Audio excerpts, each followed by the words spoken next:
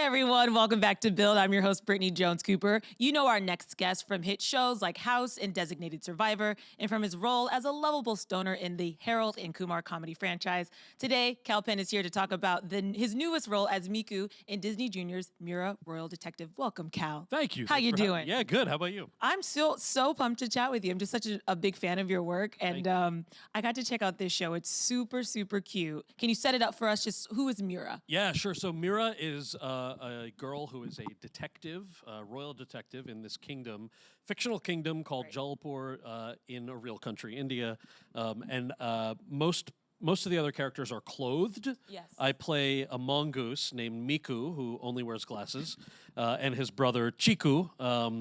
And we help her solve these mysteries in every episode. You guys are a source of comic relief too. You kind of act silly and We do. We're ridiculous. We sometimes distract her. Sometimes we get distracted. We love food. yes, You as know. mongoose do. And as animal sidekicks in Disney franchises do. What's the plural of mongoose? Is it mongoose? Yeah, so I was trying to figure this out earlier with somebody. Mongoose or mongooses or mongooses. I like mongooses because it sounds wrong. yeah. You know what I mean? Yeah, But yeah, yeah. It's just more fun to say. Yeah, as long as everybody knows we're not rats. No disrespect to the rat Yeah, community. that's that. You guys don't look like rats. no. I have to ask. So Mikku, why does he wear glasses? Like, was that something just? Yeah, well, he can't see Oh, that makes as sense. well, so he got the glasses. I can't remember. No, the glasses were part of it before I saw the. Yeah, they were always part of it. I think one of the things we improvise that keeps coming up is him losing his glasses. So one of the nice things about different parts in animation is sometimes you go in there and they haven't done anything yet, and you just do the voice. And so I'll be reading it, and you'll fall like that clip you played.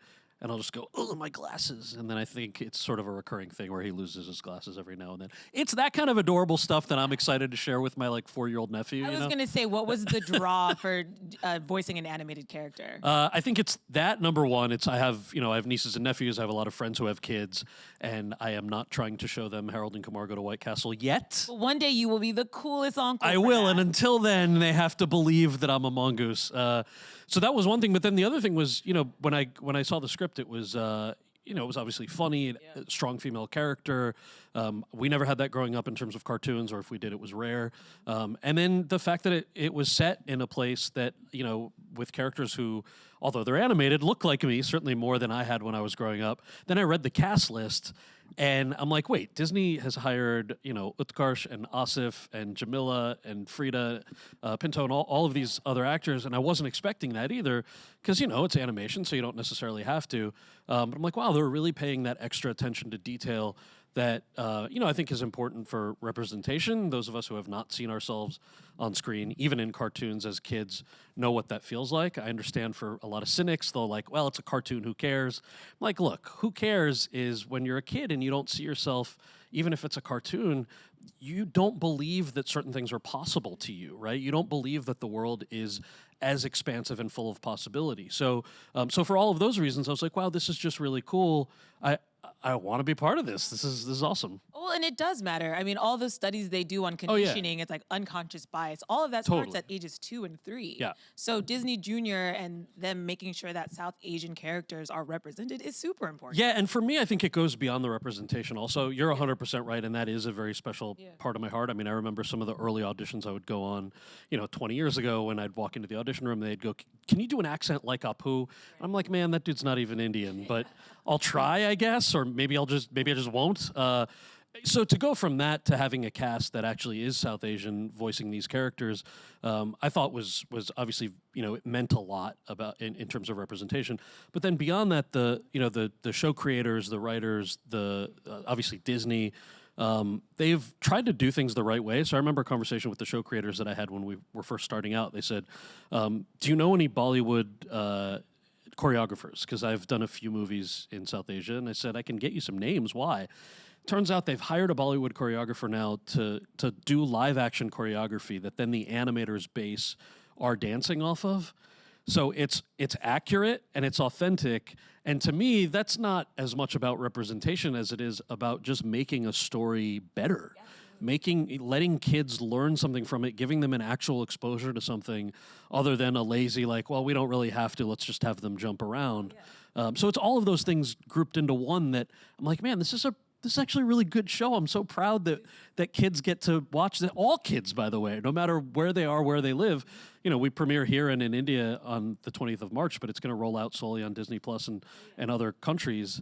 And like, this is a universal story. It's pretty fun. And I love that Mira's a strong, smart, Yeah. very capable little girl, Yep. which I think is important for little girls and little boys to see. That's right. I'm You know? excited for my nephew to see this and, you know, be like, I want to be like her. Yeah. Yeah. And I think, like, it's specifically culturally too, just I think that's an extra important message to send for little South Asian girls to see Yes. this girl who is just very strong and capable and doing her own thing. 100%. I think that's really important, and it's something that we should do more of. Yeah. Yeah. I have to ask, how was it like working with Utkarsh? Did you guys get to be in the booth? Because he plays Chikku, right? Yeah, he plays Chikku. So he lives in LA. I live here in New York. And so we've only gotten the chance to be in the booth together once. And it was awesome because usually one of us will have to record first and then the other person will have to match that level. Yeah. So especially as much overlap as we have. And that's fun. And I'm such a fan of his that it's cool to hear his voice. But to be in the same room, which we had the chance to do about a month and a half ago, was awesome. And I hope we get to do more of that. Did he like freestyle on the mic at all? He didn't freestyle on the mic in my stuff, but there are songs that we do, and in some of the songs, you know, he's obviously an incredible musician, and you'll notice Utkarsh in Chikku in plenty of stuff. What was the process of developing Mikku's voice? Did you try any weird things on before landing on this? So when we first went in there, I was like, this is gonna be awesome. I was like in front of the mirror trying to, you know, what's the weirdest voice I can do? Yeah. And then we found out, and this is obviously the right decision, where, you know, they're like, we're actually going for more realistic voices. We're not trying to do cartoonish, you know, kind of things. So each of us, you know, you'll recognize when you watch the episodes, you're like, wait, why do I know that voice? So he's just much more of just a heightened version of me. And that's been really fun too, because it's a little bit of the opposite of kind of the more like, I don't know, the more cartoony thing. Yeah. Have you done a lot of voice work previously? Only little bits here and Yeah. there. This is my first like big part. So what has that experience been like? Because I mean, I know a lot of actors do voice work, but it is like just a different muscle you have to flex. Yeah, and I like it. It's you know, on the one hand, you get to, you know, throw on a hoodie and jeans and just walk to, you know, this 7th Avenue studio on like the 11th floor of a building, and you're there for 2 hours doing a fun voice. But the process is cool. So the team is based in LA. So when I do it, I usually, you know, do it in the afternoon, and they Skype in, and if it's before things are animated, I have a little more leeway in terms of the performance and trying a couple of different things. If stuff is already animated, you're sometimes restricted to, okay, it's got to fit this, you know, 4-second. The line's got to fit into these 4 seconds. But it's a cool muscle because I've never had the chance to, you know, do it outside of just a couple of lines here and there. Plus, we get to sing. Right. It's a musical. Sing. Things? So like, you know, we're here in NoHo. There's a couple of karaoke spots I've been known to hit up after like Sing. Where is it? 5 beers, and I'm a great singer after like 5 beers. We all. This is a little different. So when we started this, I remember they said, "Do you sing?" I'm like, "Well, you know, I'm trying to be polite," and I was like, "Well, I sing, but I don't like. I'm not amazing." So they gave us a little bit in this one episode. And I don't know if this is how the series of events went down at all. Because for all I know, they may have pre-written everything before they even cast us. But I felt like the next song, I got less lines. And I was like, oh man, I really couldn't sing. And then the next song was even less. But then the 4th song, I had a whole thing. So I'm like, okay, I have... And that 4th song, they're like, oh, you can sing. I'm like, okay, I can sing. I should just be more confident from the outset. That's such a like vulnerable thing, though. For an actor, for an insecure actor, like, yeah, of course. It's like, why are they taking away my lyric? Also, I could have just asked them. Here I am on a show talking about my feelings about it when I could have easily just picked up the phone and be like, hey, can you tell me the reality behind this? Sometimes you just don't want to know the reality. Not as cool. What's your go-to karaoke song? I'm curious. It's Let Her Cry, Hootie and the Blowfish. Yeah, I sing a lot of Darius Rucker. Really? Yeah. What is it about Hootie? I think it's just a deep voice, a nice range. It's a song everybody knows, so people like to chime in. Are you a fan of Darius's country endeavors? I am. Yeah. Oh, yeah. Okay, so you're on board with Darius. Yeah. Just across. Yeah. Good to know. Yeah. Are you a Darius fan? He's fine. Okay, that's yeah, fine. I don't That's have fair. any strong feelings Sure. either way. I respect the art. We follow each other on Twitter. Ooh. I had followed him for a lot longer, and then one day this like notification popped up. I was like, "Who is this verified person?" Oh, that's awesome. Yeah, we've never tweeted at each other, but Oh. Yeah. Well, that's a missed opportunity. I know. Well, maybe today. Today. It's going to happen, guys. I'm very excited. Last time I saw you on the screen was on Sunnyside. I watched the whole first season of that. Thank you. I know you co-created that show, Yeah. and it's no longer on the air, but I know that was a big endeavor for you to co-create something and star in it. Yeah. So I want to know on the backside of it, just what was that experience like? How did you grow in it? What did you learn from it? Yeah, thank you for the question. So the show is, the entire first season is on Hulu, so folks can still watch it. And the cast is amazing. They're mostly stand-up comics. Yeah. I co-created it with Matt Murray, who comes from the Mike Schur world, and it was awesome. I mean, it was an idea that I had initially had like 5 years ago, and then Matt and I collaborated into its current form. We hired the most diverse writers' room, my understanding is in the history of Hollywood, the most diverse cast on network TV. I mean, things that we're deeply, deeply proud of. But that also, I think, gave us really interesting, fun plot lines. So it's a story about, essentially, it's about a group of immigrants living in Sunnyside, Queens, and I play a dysfunctional city councilman who got kicked out of office for being drunk and trying to bribe a cop. So it's sort of those worlds all coming into one. It's essentially the setup for this weird group of friends. But the fact that most of the writers were either immigrants themselves or have immigrant family members. The cast is very diverse, and it was all cast organically, right? Like, we wanted to go for the best actor, period. All of which is to say that between the improv and the writing skills that people had, it was a really, really fun season. So I'm glad it's going to live on Hulu, and I would love to do something like that all over again. Yeah, the jokes and the pacing on the show were just really, you almost had to, you have to pay attention. Yeah, you have to pay attention or watch it again. Yeah. Yeah. You have so many cool things going on. I was going to say, actually, you played a politician in Sunnyside. Yeah. And then you played a politician on Designated Survivor, right? Sure. Right. So is that like, what is that about? So here's the analogy I'll give you, because I've been trying to figure out how to explain the difference. So to me, they're totally different, right? Like, that would be like if I was an airline mechanic at LaGuardia and then did a play off Broadway in which I played a captain of a 747. So, like, that's you know the world enough, but you definitely don't know exactly what that person's job is. And at first, for Designated Survivor, I remember looking at the script and I was like, I don't want to do a White House drama because 3 years ago I actually worked at the real White House. I don't want. Will that A, be enough of a stretch creatively, and then B, are people going to be like, well, of course he's doing a White House drama. And that's not the reason why I took a sabbatical to work in government, right? So, and then I'm like, oh wait, it's Kiefer Sutherland. Oh, it's a conspiracy theory drama. Yeah, no, I'm in. And that's when I sort of came up with that analogy. I'm like, this is sort of actually what it is. Right.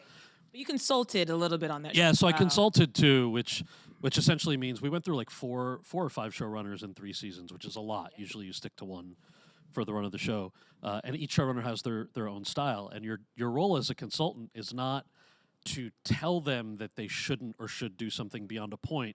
It's to give them the tools to know that something's accurate or inaccurate. And in our case, some of the showrunners were like, that's inaccurate? Perfect, we're doing that, right? Because they wanted to heighten something that would never happen in real life. And for others, they're like, no, that's inaccurate. We can't do that at all.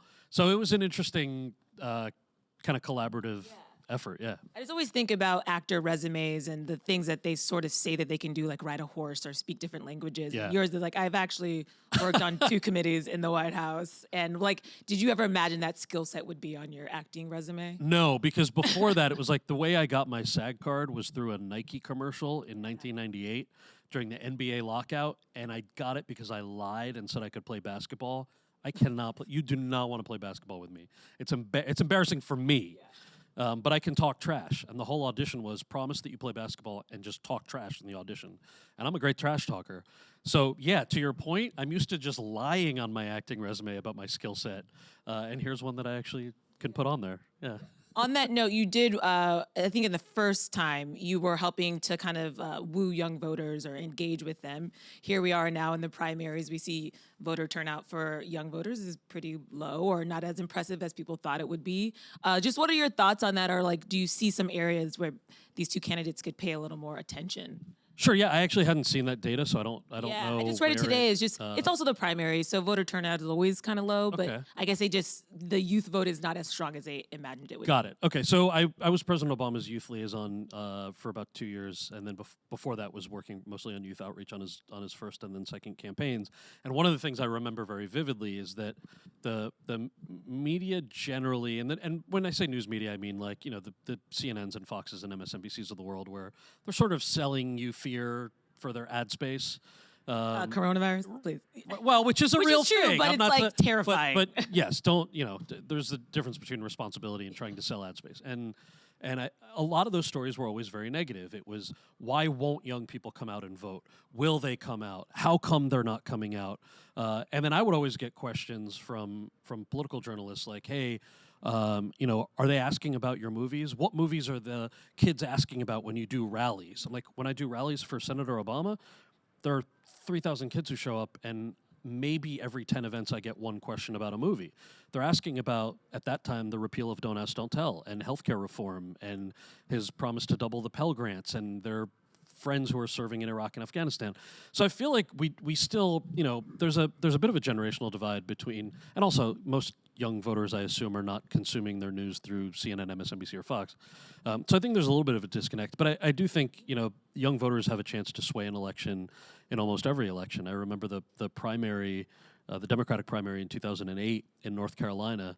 There was a huge youth vote effort, and President Obama won that primary essentially by the same margin of new voters that the campaign had registered, which is not to say they all actually showed up, and there are plenty of others who may have voted before, but the point is, like, you can flip an election, and so choice is very clear, right? There are going to be two candidates. No matter who you wish might have been the nominee, and we all may have had our hopes on, right? But there's going to be one person who goes up against the incumbent, and so, you gotta, those are your choices. And I know you've been chummy with Biden in the past, you guys wearing aviators and fist bumping. Are you supporting him, or would you ever go back and work for his administration? So, I haven't, I didn't get involved in the primary at all. I was very busy voicing this guy, but also Sunnyside, and then this book project that I'm working on. So I hadn't had the chance to dive in. Obviously, I do plan to support whoever the nominee is very strongly. The guy who's going to say, let's not keep kids in cages, I think is the person who I'm going to go ahead and support as strongly as possible. Them's the choices. That's pretty much what we got. This is where I'm we going are. to go with the, hey, let's not keep the kids in the cages. Let's get them out and do cartoons for them.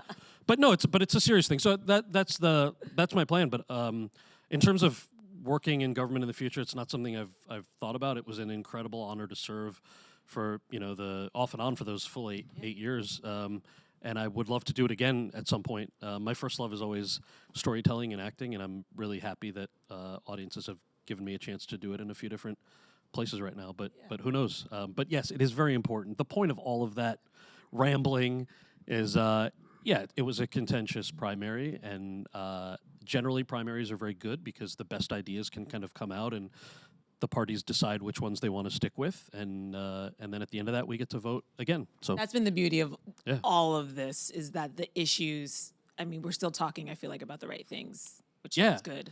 Yeah, and they affect local politics as well, right? You're in a more progressive city like New York. Sunnyside was set in AOC's district, and we one of the most diverse in the world. That's right. Nation. Yeah. It is truly a microcosm of the world, and so even if we meaning New Yorkers, we skew a little further to the left maybe than other folks in more conservative parts of the country. But if we don't get that as a candidate or as a president, it still doesn't necessarily stop us from participating in local elections and making sure that we take care of our folks in ways that we want in our own communities, and we shouldn't lose sight of that. God, you would be such a better politician than your character in Sunnyside. I mean, yeah, but he's way more fun to play. He parties. Yeah, he has a great time. What is this book project you mentioned? So I've been working sort of slowly on a book. If I do it the right way, I really like reading things like Rainn Wilson's book, Tina Fey and Mindy Kaling's book, so collections of short stories.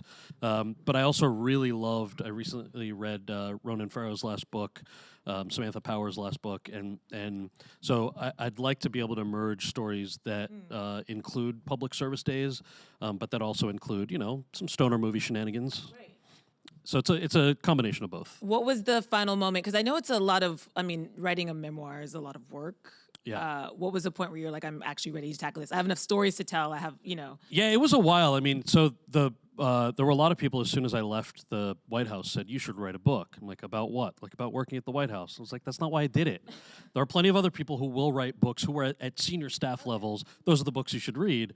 But I just didn't feel like that was a thing. And then I think over the 5 or 6 years since then, it sort of was based on like, I do a lot of public speaking and a lot of questions from college students that were sort of similar where they would say, the perception was Hollywood is a monolith. There's no possible way it can ever change. And it's the same thing that I think that people feel about politics a lot, where there's no possible way you can ever change anything in our government. And neither of those things are true, which is not to say they're incredibly difficult, but they are malleable. If they weren't malleable, you wouldn't see shows like this. You wouldn't have seen the ways that TV has changed over the last 7 years, especially with streaming. And you certainly wouldn't have seen a Barack Obama or an AOC get elected. So I think that was the realization that, hey, I'm telling these stories verbally, and maybe there's a way to tell them in a way that might appeal to some people. I don't know. The book might tank. We might be back here going, how come the book didn't work? No, you're going to come back here. We're going to talk about the book. It's going to be a New York Times bestseller. Let's hope just manifest it now. Ideally, that's what I'm going for, where the things I like to read are both deeply funny, like a Mindy Kaling, or really gripping and serious, like a Samantha Power or Ronan Farrow, with incredible storytelling. And so I just thought, let me take a shot at it, because I feel like I have a story to tell. Are you holding on to some Harold and Kumar behind-the-scenes shenanigans stories? Can you share? There are a few, and some of them I've told before, but I feel like there are look, John Cho and I are like brothers at this point. We didn't know each other before we did that first movie. Really? Yeah, and we just really got along so well, to the extent that like he would do this thing when we shot most of the first movie was shot in a car. Like, it takes place in a car on a soundstage. We weren't even driving around for most of it. But because the times we would drive around had to be at night, most of the movie was shot at night. So even though you're inside, it's like 3 o'clock in the morning. And he would go, oh, they're resetting the lights. You wanna get a snack? And I'm like, no, I'm just gonna sit here. And we're both avid readers. We tuck books into like the side compartment. And I'm like, I'm just gonna read another chapter. And he goes, okay. And he would get up out of his passenger side door. He had rolled up the windows. He would fart, hit the door lock, and slam the door shut. And I'm like, where are the keys, and how come I can't get out? I'm like, this is how you know your siblings. I love that man. That's my kind of guy. Yeah. That's hilarious. Yeah. That's fantastic. Yeah. That right there should just be the teaser for the book. Yeah. Well, for the book or for the fourth movie. Yeah, I guess for the book. Or either way, Yeah. fans would be happy. We have a question before we get out of here. Yeah. Edward is the man asks, what is your favorite Disney animated movie? Oh, man. That's a hard one. It's a really hard question. I guess I'll go with The Little Mermaid. Okay. But I feel like there are more. I mean, there's Dumbo. You know what I mean? Like, depending on.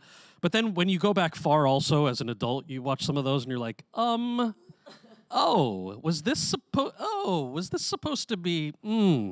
But look, this is how TV evolves, right? And it doesn't change the fact that some of these movies were iconic.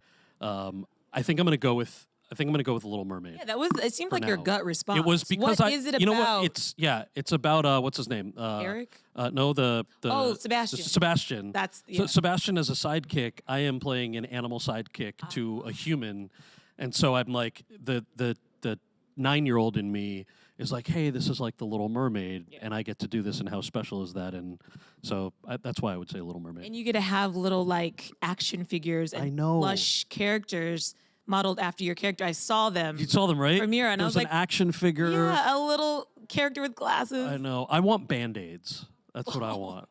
Right? Because action figures you give to kids when they're already happy.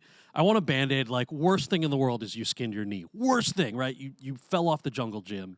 I'm like, I want the Mikku Band-Aid. Yeah, I know. I think we've got, is Johnson & Johnson listening? there's so many opportunities. Look, I'd rather manifest the New York Times bestseller list thing, but they're not mutually exclusive. We can do the Band-Aids too. So we've got bestseller and then Band-Aids. Yeah. And then Little Mermaid. Yeah. Okay, yeah. Cool. I'm so glad we put that in order. Thank you for joining us today, thank Kal. you. This was a really fun chat. Guys, Mira Royal Detective will premiere this Friday, March 20th on Disney Channel and Disney Junior. Kal, thanks again for joining us. Thank you. We'll see the rest of you guys later on in Build Series.